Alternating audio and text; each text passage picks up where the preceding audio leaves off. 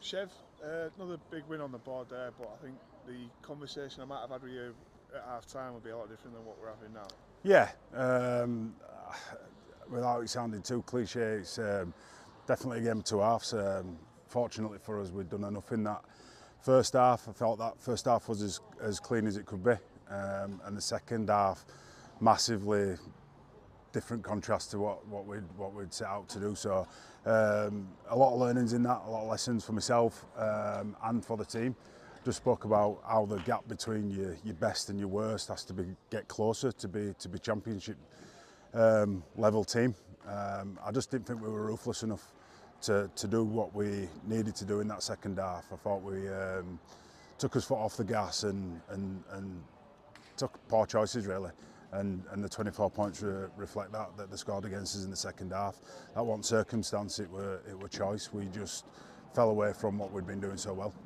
I think a lot of the conversation we have after these games are obviously on about the development of the lads out there. Even though it's a reserve side, we've got a lot of young, youthful lads that are out there. And that second half shows there that you still are always learning, no matter where. Oh, 100%. And myself, like as a grown man that's been around the block a few times, I was probably a little bit too relaxed with my message at half time, and I just told them not to go away from what they'd been doing and took for granted that they'd be able to do that. So there's a lesson there for me and for those young lads. It's like I say, if you want to be a hard-nosed, ruthless team, you've got to build back in after half time, be really ruthless to putting them to the sword and like I say, build your way back into where you left off. You can't just expect it to happen. Now Wigan are a great outfit, shown that for years, and their first team at the minute are actually doing that consistently. So yeah, disappointing, but also really rewarding as well that we came and put 60 there. I feel we've been a bit harsh on the boys there so far, but that first half to come in and within 15 minutes be 24 points up. Yep. That takes some doing, even at a reserve game level.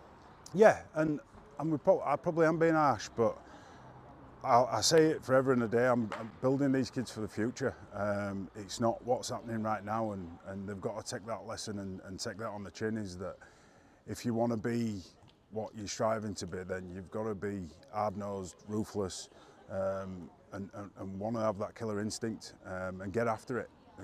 Things don't just happen. As in the first half, it didn't just happen. We nailed everything that we set out to do, and it wasn't by fluke. So you do it once, you should want to do it again, and then again and again and again after that. That first half, I know we had Matt Frawley there, experienced half, and Jack in the house with him. But a lot of what we did in that first half didn't just come from our house. It was young Diskin at dummy half. Yep.